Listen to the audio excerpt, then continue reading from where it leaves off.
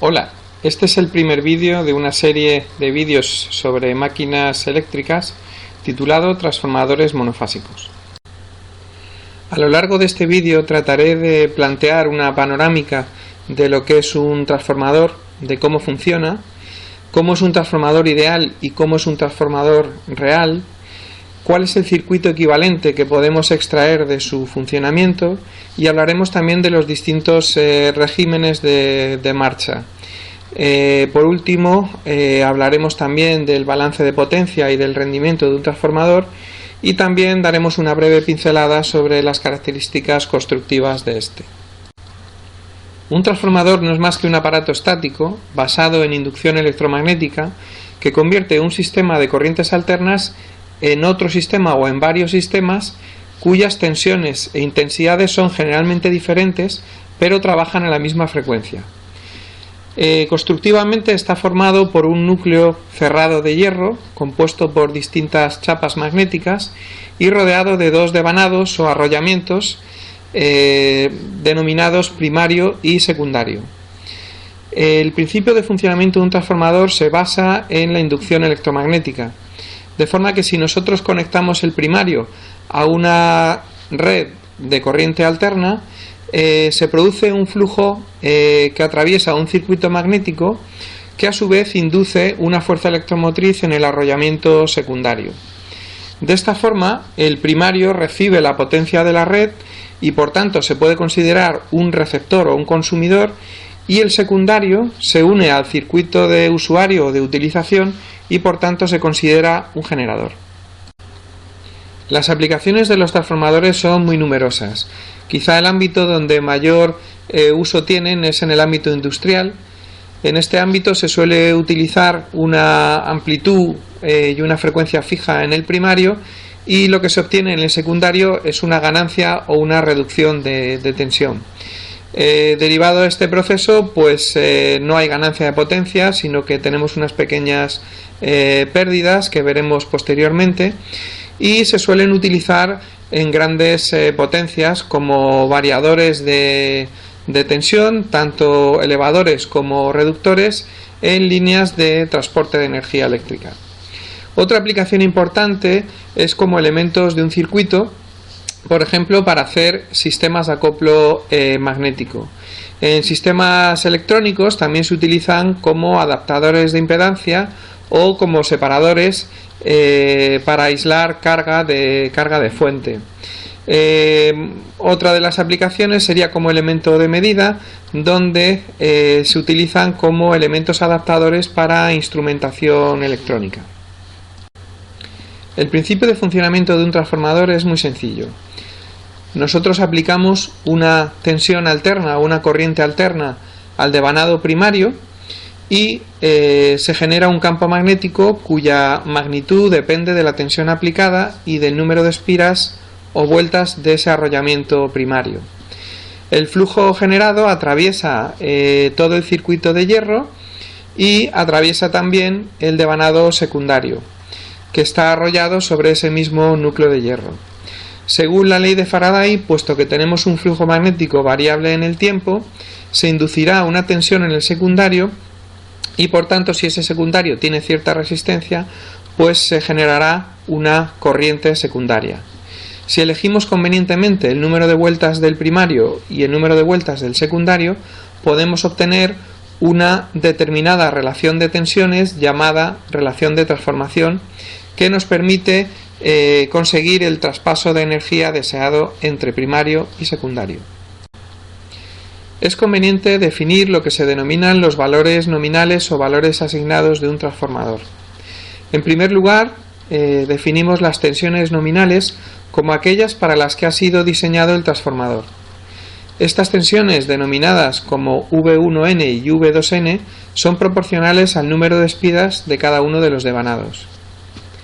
La potencia nominal o potencia asignada es la potencia aparente del transformador, para la cual el fabricante garantiza que no se van a producir calentamientos peligrosos durante el funcionamiento continuo de la máquina. Evidentemente, los dos devanados del transformador tienen la misma potencia asignada. Las corrientes nominales se obtienen a partir de las tensiones asignadas y de la potencia asignada, de forma que en un transformador monofásico se cumple que la potencia aparente es igual a la tensión nominal de primario por la corriente nominal de primario, y esto mismo es igual a la corriente secundaria nominal por la tensión secundaria nominal. La relación de transformación es precisamente el cociente entre las tensiones asignadas de primario y secundario, y se denomina con la letra M. Por tanto, se cumple siempre que M es igual a la relación entre espiras del primario y secundario, igual a la relación entre tensiones de primario y secundario, e igual a las corrientes de secundario y de primario, siempre en términos nominales. En el comportamiento de un transformador ideal como el que tienen en la figura, existe un flujo magnético común que atraviesa tanto el devanado primario como el secundario a través de ese camino de hierro. Ese flujo lo que hace es inducir una FEM en el devanado primario, que es proporcional al número de vueltas de ese devanado, y también una FEM en el devanado secundario, que es proporcional al número de vueltas del devanado secundario. Los valores eficaces de esas FEMs que se inducen son siempre proporcionales a la frecuencia, al número de vueltas y al valor máximo del flujo magnético común. El cociente entre estos valores eficaces de FEM es lo que se conoce como la relación de transformación. En un transformador real, tanto el arrollamiento primario como el arrollamiento secundario, que son de cobre, tienen una cierta resistencia. Por tanto, una primera aproximación hacia el transformador real sería añadir en serie con cada devanado una resistencia para hacer que se comporte como este. En el primario tendríamos una resistencia de primario y en el secundario una resistencia de secundario. Si miramos al circuito de la figura, ahora tendremos que la tensión que nosotros aplicamos al primario, debido a la caída de tensión en esa resistencia, no se corresponde con la FEM de primario. Y lo mismo ocurre en el arrollamiento secundario. En un transformador real tenemos también otro efecto producido por lo que se denomina el flujo de dispersión. Si se fijan en la figura, parte del flujo magnético generado por el primario no atraviesa el secundario, sino que se pierde en el aire. Y lo mismo ocurre con el flujo que se genera en el secundario. Bien, esto se puede modelar con una inducción para el primario, denominada inducción de dispersión, y también con otra para el secundario. Ambas inducciones producen una determinada reactancia, denominada reactancia de dispersión. Si introducimos estas nuevas impedancias de dispersión dentro de nuestro circuito del transformador ideal, obtenemos lo que se denomina el circuito equivalente de un transformador. Este circuito está formado por esas resistencias y esas impedancias y genera las ecuaciones que ven en la parte derecha de la imagen. Para aproximarnos todavía más a un transformador real, deberíamos incluir las denominadas pérdidas en el hierro. Estas pérdidas representan toda esa potencia que, debido a fenómenos de histéresis magnética y a corrientes de Foucault en el bloque o en el núcleo magnético del transformador, se pierden en forma de calor.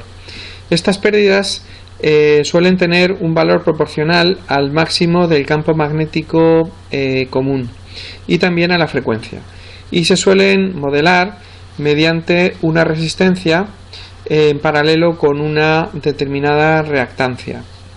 En la ecuación que tienen en la parte inferior vemos cómo la corriente de primario I sub 1 es igual a la corriente I sub 0, que es la que circula por esta rama en paralelo, más la corriente de secundario I sub 2 partido por M, que es la relación de transformación.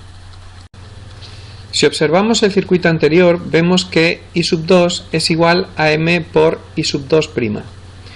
Si dividimos todo el secundario por M, obtenemos el circuito de la parte inferior de la figura. En este caso, denominamos R2' como m cuadrado por r2 y x2' como m cuadrado por x2. Después de hacer esta operación, llegamos a lo que se denomina el circuito equivalente exacto de un transformador reducido al primario. Esta misma operación la podíamos hacer con el secundario, existiendo también un equivalente denominado equivalente exacto del transformador reducido al secundario. Puesto que la corriente I sub 0 que modela las pérdidas en el hierro es muy pequeña en relación con la corriente que circula por primario y secundario, podemos desplazar la rama en paralelo obteniendo lo que se denomina el circuito equivalente aproximado. En este caso se denomina resistencia de cortocircuito como la suma de R1 más R2' y reactancia de cortocircuito como X1 más X2'. Por tanto, podemos modelar todo este circuito de una forma aproximada mucho más sencilla con el circuito que tienen a continuación. Bien, obtenemos por tanto el circuito equivalente aproximado de un transformador que está formado por una rama en paralelo que representaría las pérdidas en el hierro y luego una rama en serie formada por la resistencia de cortocircuito y la reactancia de cortocircuito.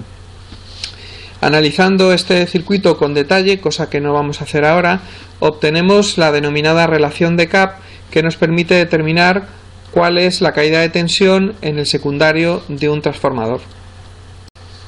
Se dice que un transformador funciona con una marcha industrial cuando el primario se encuentra alimentado a la tensión y a la frecuencia nominal. Las marchas industriales más habituales son la marcha en vacío, es decir, cuando tenemos el primario conectado a tensión nominal pero no tenemos carga en el secundario, y la marcha nominal, que es cuando el transformador está conectado a tensión nominal en el primario y está suministrando la potencia nominal que ha especificado ese fabricante. En todas las marchas industriales, el valor eficaz de la FEM primaria es prácticamente constante. Como las caídas de tensión en general de R1 y X1 son muy pequeñas frente a la FEM del primario, el valor máximo del flujo magnético se suele conservar en todas las marchas industriales y por tanto las pérdidas en el hierro son prácticamente constantes con independencia del tipo de marcha industrial. Una de las marchas industriales más habituales es la denominada marcha en vacío. Cuando un transformador funciona en vacío, su primario se conecta a la tensión nominal, es decir, a V1N, y el secundario se deja en circuito abierto, por tanto no circula corriente en el secundario. La corriente que absorbe el primario se denomina corriente de vacío y lleva asociada una potencia absorbida y un coseno de phi. Mientras en el secundario lo que tenemos es V20, que es la tensión en vacío del secundario. Pues bien, se cumple que V20 es igual a la tensión del secundario nominal, que es igual a la tensión del primario nominal dividida por M, por la relación de transformación. Con lo cual un transformador, cuando funciona de manera ideal en vacío, las tensiones de sus devanados guardan esa relación de transformación entre sí. Cuando el transformador trabaja en carga, absorbe por el primario una potencia activa que denominamos P1 y cierta parte de esta potencia se pierde en la propia máquina, provocando su calentamiento.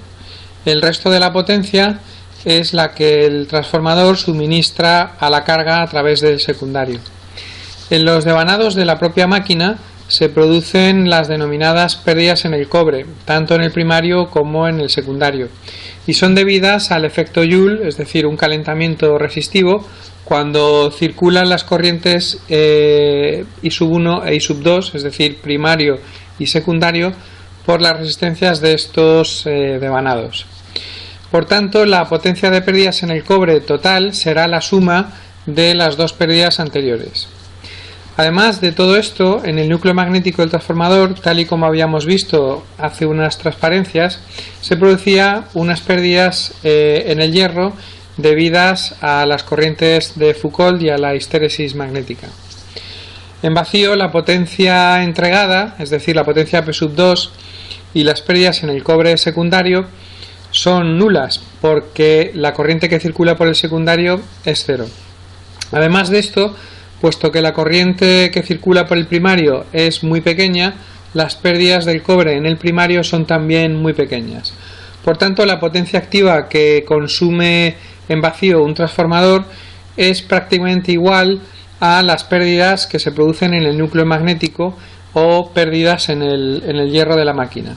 Es decir, P sub 0, la potencia que absorbe en vacío, son las pérdidas en el hierro del transformador.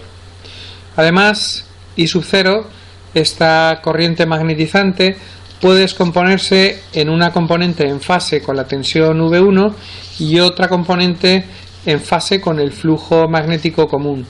De forma que si lo expresamos en formato fasorial, I sub 0 es igual a IFE más I mu. Bien, precisamente por la existencia de esta I sub 0, de esta corriente de magnetización, se comprende que la corriente de primario y la corriente de secundario no guarden exactamente la relación de transformación M. No obstante, cuando las condiciones de carga del transformador son elevadas, es decir, cuando estamos trabajando con más de un 75% de la corriente nominal de primario, esta I sub 0 se suele despreciar. Y en estas condiciones sí que se puede tomar que la relación entre corrientes de primario y secundario es igual a M, a la relación de transformación. Por el mismo motivo tampoco podemos asumir que V1 y V2, es decir, la tensión de primario y la tensión de secundario, guarden la relación de transformación.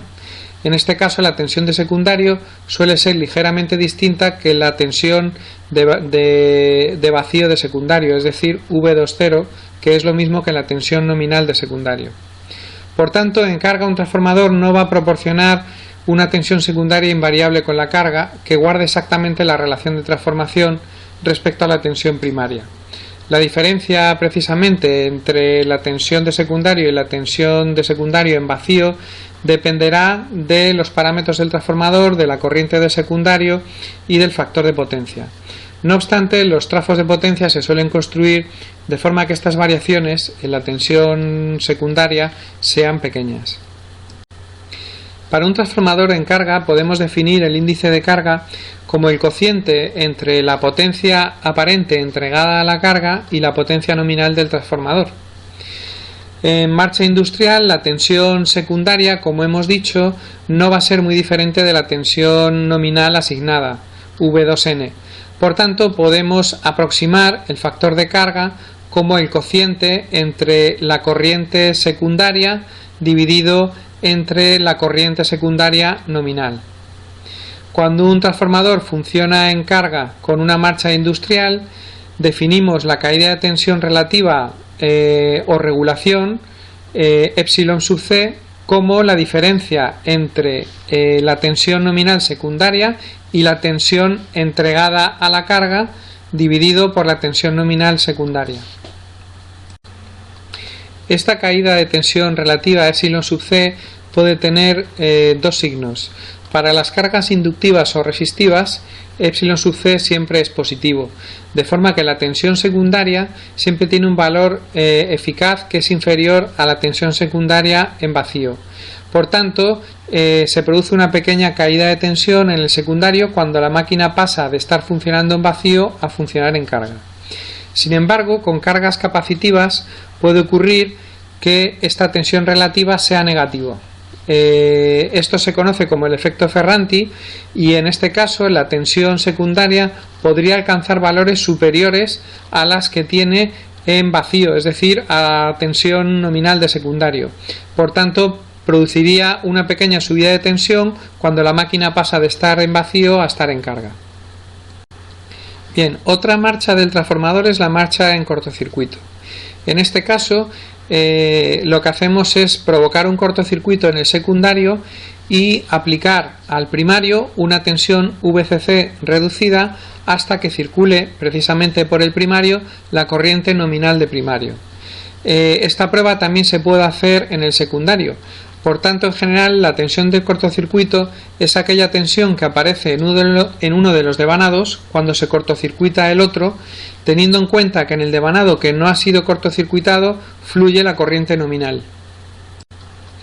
La tensión de cortocircuito se suele expresar como valor porcentual.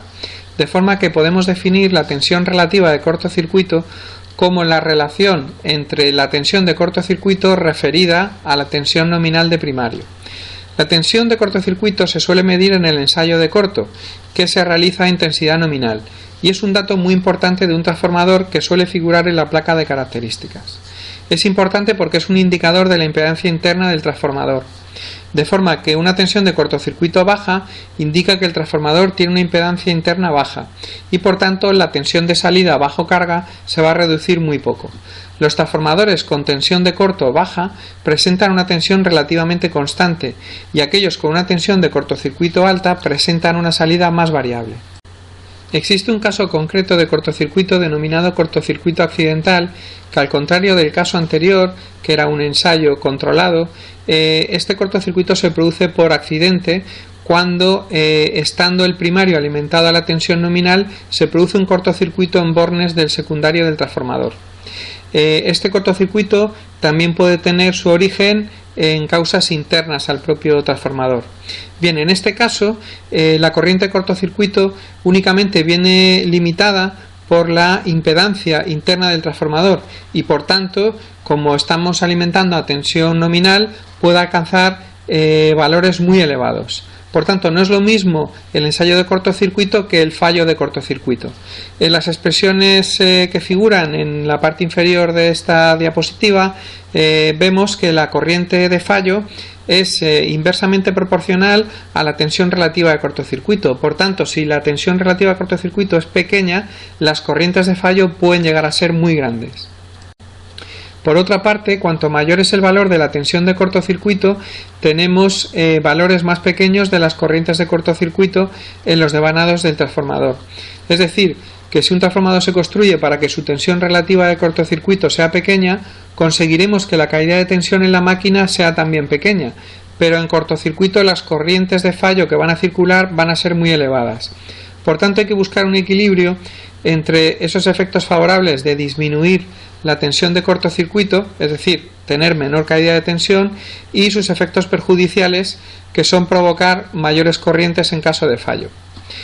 En caso de fallo, las corrientes de cortocircuito provocan unos efectos térmicos que hacen que la temperatura del transformador suba mucho y por tanto los aislantes puedan perjudicarse, puedan resultar afectados, y por otro lado tiene unos efectos dinámicos de forma que la circulación de estas corrientes a través de las espiras de los devanados provoca una serie de fuerzas que pueden llegar a deformar la estructura. Por tanto, hay que dotar a los devanados y a los soportes de estos de la suficiente rigidez mecánica como para poder soportar estas fuerzas. Bien, llega el momento de hacer un balance de potencias de un transformador. Como podemos ver en la figura, en principio el transformador absorbe una potencia por el primario denominada P1 y entrega a la carga una potencia activa que es siempre inferior a la P1, a la potencia absorbida. Lo que queda por en medio son las pérdidas en el transformador, que se suelen disipar en forma de calor y ruido y vibraciones. Por un lado tenemos pérdidas en el cobre del primario debidas a la circulación de la corriente por el primario, y por otro lado las pérdidas en el cobre del secundario debidas a la circulación de la corriente de secundario. La suma de estas dos es lo que se denomina las pérdidas en el cobre totales. Y por último tenemos también las pérdidas en el hierro. La única pérdida fija que tenemos en un transformador, es decir, aquella pérdida que es igual para cualquier marcha industrial, son las pérdidas en el hierro, que recordamos que eran iguales a las pérdidas en vacío de un transformador. Como pérdida variable solo tenemos las pérdidas en el cobre, que son función del índice de carga o de la carga que tenga un transformador. En el secundario siempre se va a verificar que la potencia de secundario es igual a la tensión de secundario por su corriente por el coseno del ángulo de phi. Es decir, que P2 es igual al índice de carga por la potencia aparente nominal por el coseno de phi. De forma que finalmente tenemos que la potencia absorbida por el trafo es la potencia entregada a la carga más las pérdidas en el cobre más las pérdidas en el hierro. Ya estamos en condiciones, por tanto, de calcular el rendimiento de un transformador como el cociente entre la potencia que entrega la carga y la potencia que absorbe de la red. Si sustituimos las expresiones anteriores en la fórmula del rendimiento, obtenemos esa expresión que tienen delante, y si pintamos la gráfica de rendimiento respecto a la carga o al índice de carga del transformador, obtenemos las llamadas curvas de rendimiento de un transformador, de las cuales tienen ahí dos ejemplos delante. Si observan la gráfica, sea cual sea el factor de potencia, existe siempre un único valor de carga para el cual se obtiene el rendimiento máximo de un transformador. Esta carga se corresponde con un índice de carga denominado índice de carga óptimo y se da para una potencia aparente que es igual al índice de carga óptimo multiplicado por la potencia aparente nominal. El rendimiento máximo es diferente para cada factor de potencia, sin embargo, el índice de carga óptimo es siempre el mismo. El mayor de los rendimientos se va a producir cuando el factor de potencia vale 1, es decir, cuando tenemos carga puramente resistiva.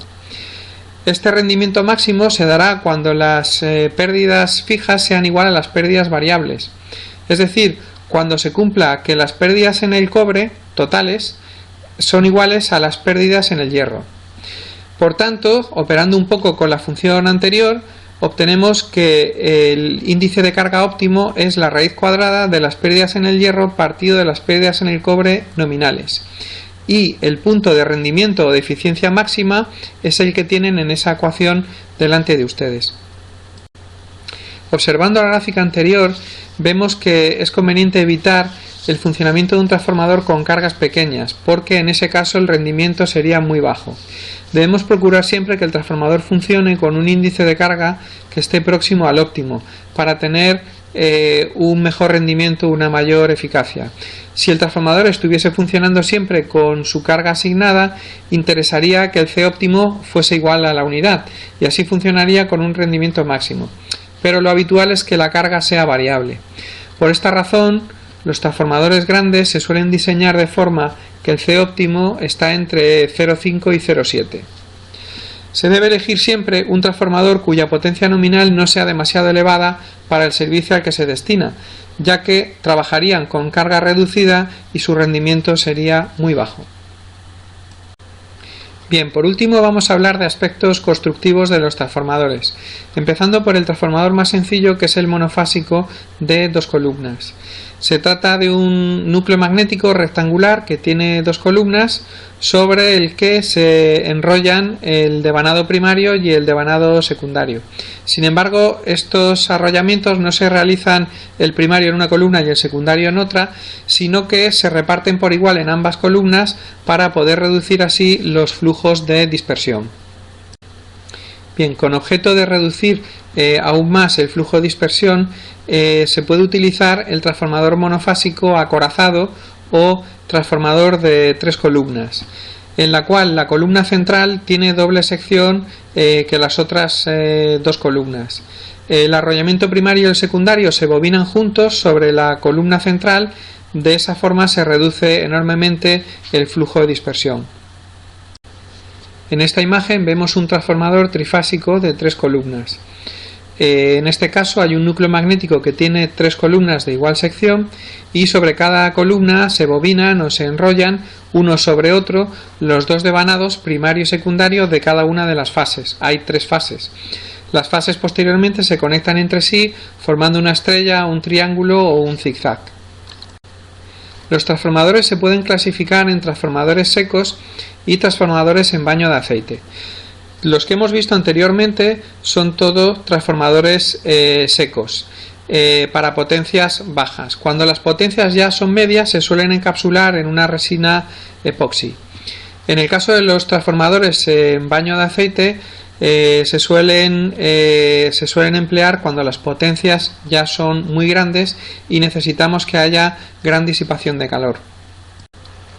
En esta imagen pueden ver un ejemplo de transformador en baño de aceite. Si se fijan, tenemos un núcleo de hierro con unos devanados que están inmersos en una cuba llena de aceite. Hay también un depósito de expansión conectado a esta cuba que garantiza que el nivel de aceite siempre sea el adecuado. Rodeando toda esta estructura tenemos una serie de radiadores que se encargan de evacuar el calor producido por el transformador en su funcionamiento.